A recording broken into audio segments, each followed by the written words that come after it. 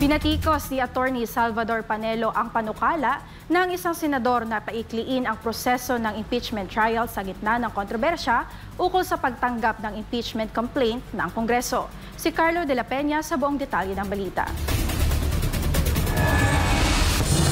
Maraing tinutulan ni dating Chief Presidential Legal Counsel Attorney Salvador Panelo ang ideyang paikliin ang proseso ng impeachment trial. Aniya, ito ay taliwas sa prinsipyo ng due process. Hindi po pwedeng ang paikliin ang trial. Kalokohan yan. Kailangan, pag sinabi mong due process, it hears before it condemns. Ibig sabihin, bibigyan mo ng sapat na panahon ng paghahanda ang dalawang panig. Naniniwala ang dating opisyal sa pananaw na obligasyon ng Senado na agad magsagawa ng impeachment trial sa oras na matanggap ang reklamo. Ito ay kung may batayan sa saligang batas, pero dapat daw isaalang-alang pa rin ang mga usaping legal tungkol sa paghahain ng impeachment complaint.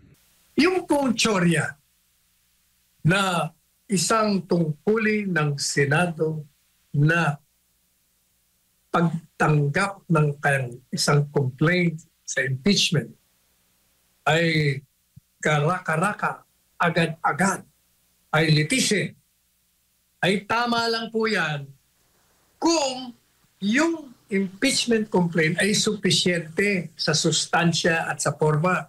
Sa kasalukuyan, may mga nakabinbing kaso sa Korte Suprema na kumukwestiyon sa proseso ng paglipat ng reklamo sa Senado, lalo na't higit pa sa isang impeachment complaint ang inihain, isang bagay na ipinagbabawal ng konstitusyon. Iginiit ni Panelo na dapat igalang ang legal na proseso at bigyang panahon ang masusing pagdinig, hindi lamang sa ngalan ng batas, kundi para na rin sa integridad ng demokratikong institusyon sa bansa. Matatandaang nagmungkahi si Senator Francis Tolentino na magkaroon ng expedited impeachment trial o pinaikling impeachment trial kay Vice President Sara Duterte simula Hunyo 11 hanggang 30. Aniya, sa unang mga araw, bibigyan ng pagkakataon si Vice President Sara na sagutin ang reklamo. Magpapalitan ng mga argumento ang prosekusyon at depensa at inaasahan namang magiging mabilis ang trial. Mayroong itong oral arguments na gaganapin sa Hunyo 28 at dedesisyonan sa Hunyo 30. Para sa Diyos at sa Pilipinas kong mahal, Carlo de la Peña,